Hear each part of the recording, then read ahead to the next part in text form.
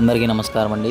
కొలప్తూరుకు చెందిన స్నేహలత గారికి బ్లడ్ తక్కువ ఉండడంతో మన భారత్ సేవదల్ కాల్ చేసి బ్లడ్ అడగడం జరిగింది. ఆ మహిళకు 7 పాయింట్లు ఉంది. డాక్టర్స్ బ్లడ్ ఎక్కించాలి 10 పాయింట్లు వచ్చే వరకు అని చెప్పడంతో వాళ్ళు వెంటనే మన భారత్ సేవదల్ కాల్ చేసి బ్లడ్ కావాలి అని అడగడం జరిగింది.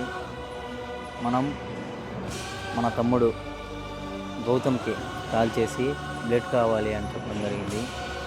తను తన కాలేజ్ మానేసి మరీ వచ్చి మనకి బ్లడ్ అందించడం జరిగింది.